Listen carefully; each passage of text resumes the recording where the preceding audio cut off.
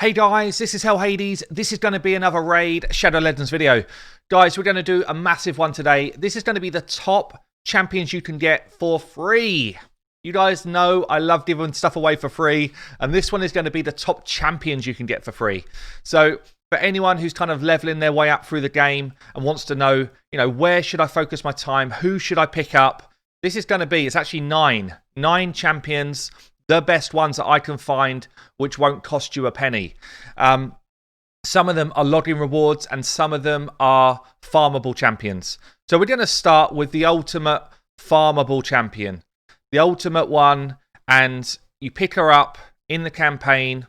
You pick her up and you never put her down. She's going to be in your teams for a long time. So we got War Maiden. So in campaign, in the Deadlands, stage 9, you want to farm stage 9 on Brutal until you get her, basically, as you're leveling your way up through the game. Because she will be with you for a lot of time. Now, she can be chilly at times. She needs a cuddle. But that doesn't matter. She couldn't afford much in the way of armor, but she did get some cool weapons and she got some good skills.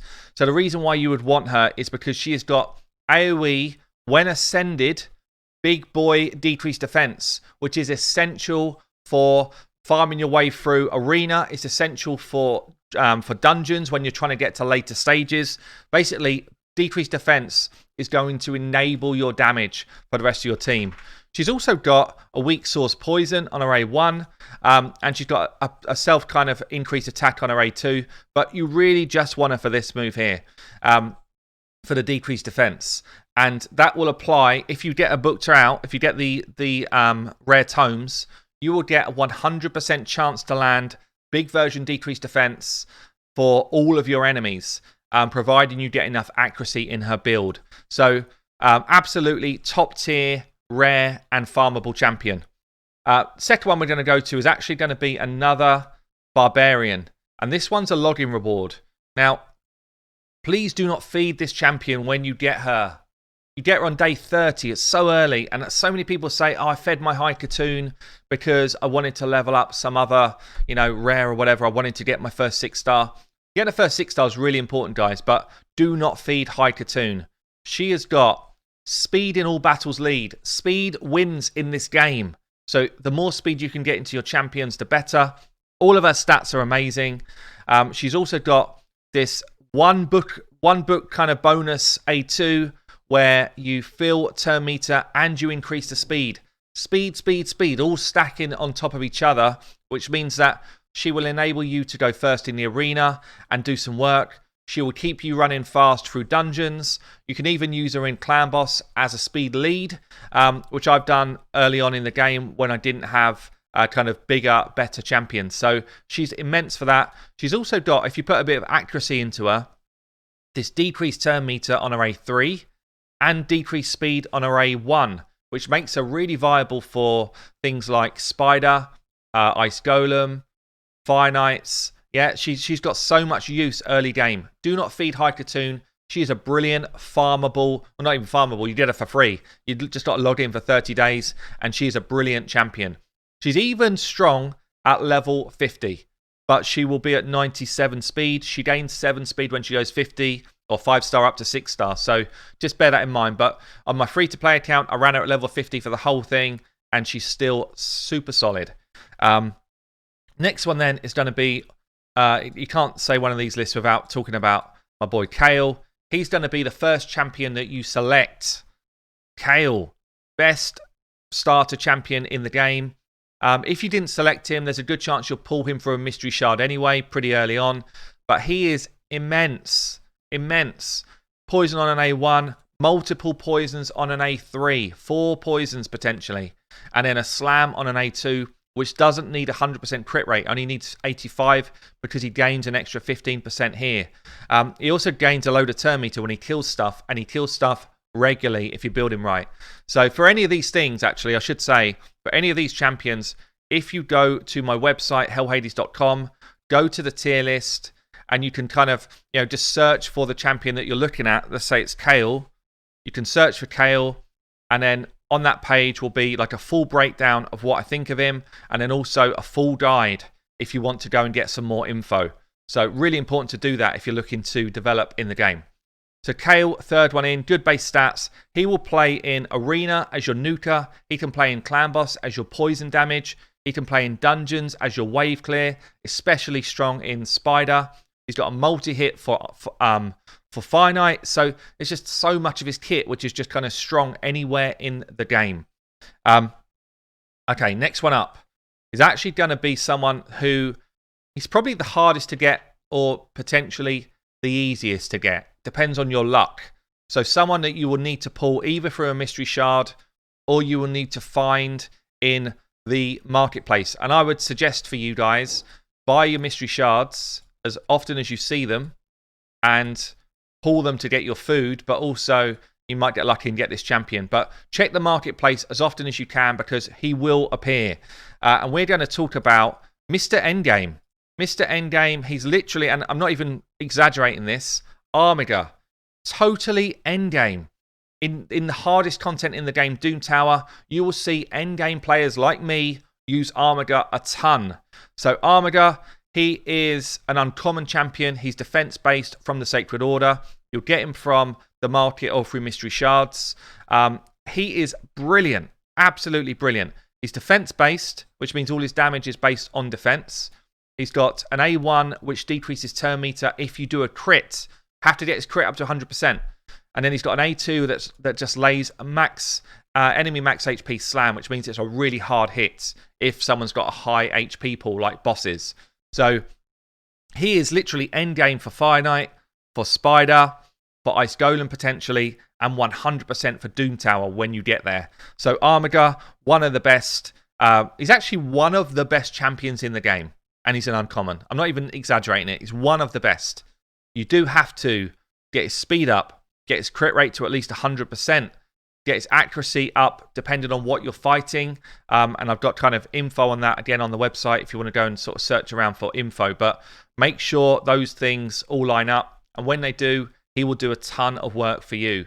I've got him in Destroy set at the moment here for the purpose of Doom Tower. But if you're leveling up through different areas of the game like Fire Knights or Ice Golem or Spider, you're going to want accuracy, you're going to want speed, you might want lifesteal, you might want perception sets, particularly good on him, but make sure you get your crit up, accuracy up, and your speed up, and then just focus on defense after that. So Armager. Next one we're going to do is actually a login reward. So she comes to you at day, let me just check, day 180. Day 180, she's a legendary champion. So you have to play this game for 6 months to get her. But what a champion at 6 months. Seal of the Drakes, a barbarian. Do not sleep on this champion. She is top tier. Top tier. She's an absolutely brilliant champion to gain. You want to make sure you get her accuracy up, her speed up, and her defense up. They're the main stats that you need to make her sing. And when she sings, she sings a beautiful tune.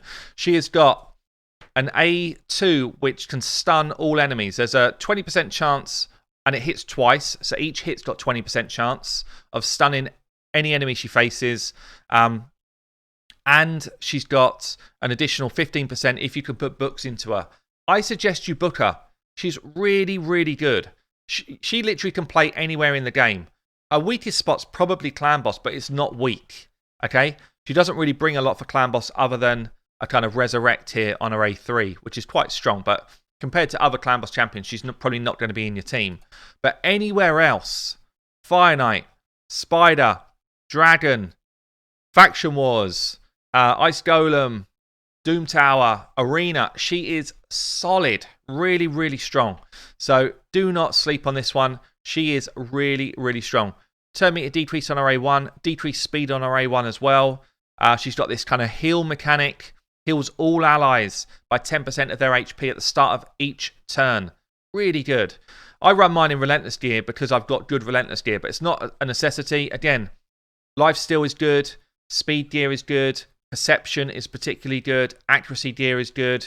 Anything to get her running quick and to get her abilities to actually land. Seal you can use anywhere. We've got another login reward next. Now this guy's right up to day 240, so you've got to play for some time to get this guy, but he is insane for a free champion.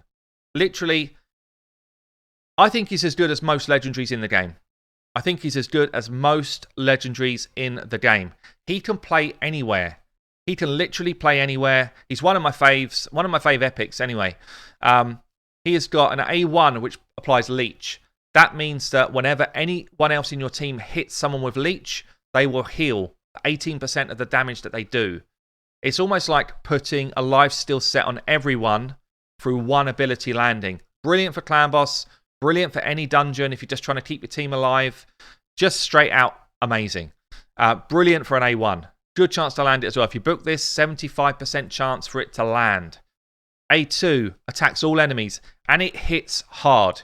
This guy hits hard. All of his damage is based on defense as well. So building his defensive stats keeps him alive. Building his defensive stats also makes him hurt the enemy a ton. Places either decrease attack or decrease crit damage. You want the decrease attack more than the crit damage, but you can't control that. But still a great A2. And then the A3 is another AoE hit, so it's another big hitter.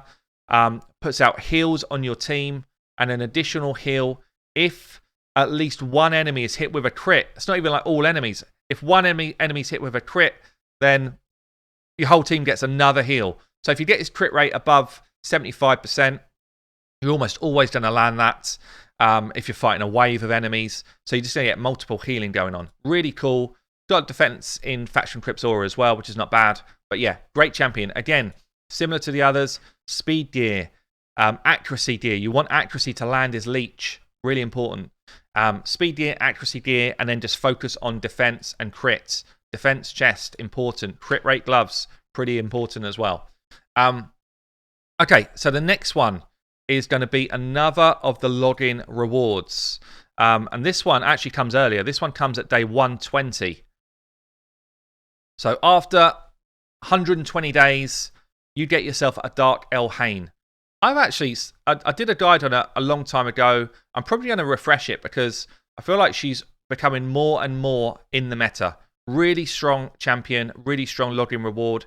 She's got weak defense, and that's one of the things that I'm put off by her. But actually, she has got a shed ton of damage. So Kale, up until this point, is probably your nuker. You get Dark Elayne, she overtakes Kale, and she smacks really hard on an AoE. So she's got this AoE ability. She puts increased attack buff on herself, and then she smacks all of the enemies. At the same time, if you book her, 75% chance of placing decreased speed on all enemies for 2 turns. It's huge. This ability cracks. It hits really, really hard. So as long as you get her crit rate up, crit damage up, she will hit a ton with this ability. She's also got this decreased target max HP on her A1, which is very good for the Scarab King boss in Doom Tower. And generally, she's good for Doom Tower because she's got this passive where if she's frozen, when this champion or an ally gets a freeze, she shakes it off and she just slams in with this A2 again. So it activates Death's Majesty, and it hits hard. So every time, it's on a 1-turn cooldown, so she has to have a turn before it happens again. But she hits super hard, and this activates it. She's got instantly remove any freeze on this champion and replaces it with increased crit rate, increased crit damage, and a strengthen, it's a weak version but still strong, buff whenever an enemy places a freeze on this champion. So really, really solid champion. Absolutely. I'd say, I don't know if she's underrated or just kind of left in the vault too much, but really good. Okay, we've got 2 more to do. So the next one is going to be another farmable rare. And that's going to be Greybeard from Durham Forest. So stage 4 of the campaign.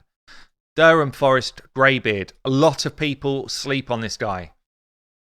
When you get towards a kind of mid-game, you fight to level 15 plus dungeons, you are going to need to control the enemy waves.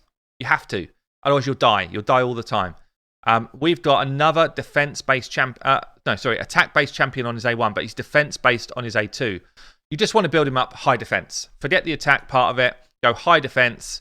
And then he's got this A2 ability, which when booked out, 40% chance to freeze the enemy. Okay, so pretty much half of the enemies you're facing in waves will take a freeze. That freeze will enable you to have time to get your damage out before you die. Simple as that. A lot of people go in there and they try and just bring more and more damage to beat stuff. Actually, if you're struggling to beat stuff, you want to bring more control. And Greybeard is amazing at controlling the enemy waves. He's also got this provoke on his A1. So you do need accuracy to land these abilities. You want accuracy, you want defense. That's pretty much it with this guy. Accuracy, defense, and speed, and just rotate through those abilities. Because he gets a provoke chance on his A1 as well, you could even throw him in a frost set, and that would be pretty cool, but you don't need to. He's got this counter-attack ability as well, and self-shield. So everything about his kit is about controlling the enemy waves whilst keeping himself alive. It's really good, and he brings in defense in dungeons aura as well. So unsung hero of a lot of teams that are struggling to beat content. Greybeard, absolutely brilliant, free champion. All you have to do is farm him from Durham Forest. You might even get yourself a lucky spirit host who's kind of good as well, actually. So, good place to farm. Okay, one more on the list. The hardest one to get. He's a fusible champion. Now, I don't have him in my list because I've already fused him. Okay, but he's a fusible champion. And he is definitely worth you keeping the champions to fuse this guy. Razin, Scarhide.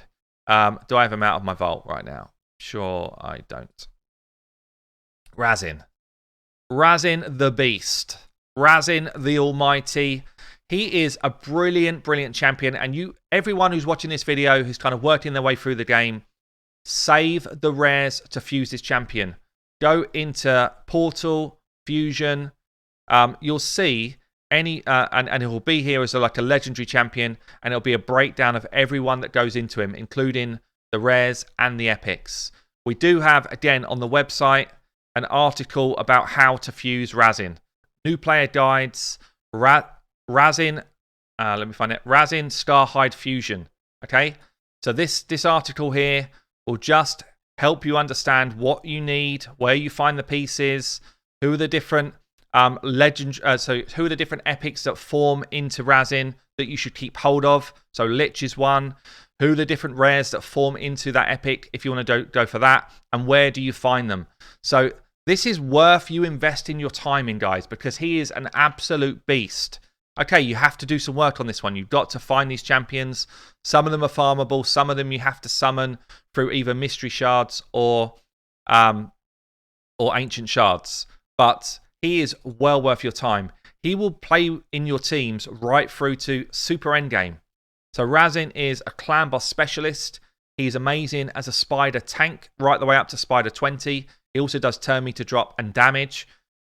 He also drops defense and does weaken on the same skill against one person with this A2. He's amazing for Fire Knight with a triple hit A1 and turn meter drop. He's kind of cool in arena if you build him in the right way, either as a tank or as a nuker. He does tons of damage, this guy. So yeah, Razin will absolutely be in your teams right through to super endgame. Anywhere, like plays anywhere. So that's going to be it, guys. 9 champions, all totally free to get. Some you need to invest time in, some you need to invest energy to get, or shards or whatever, mystery shards. But all of them will see you through to endgame comfortably without spending a penny on this game.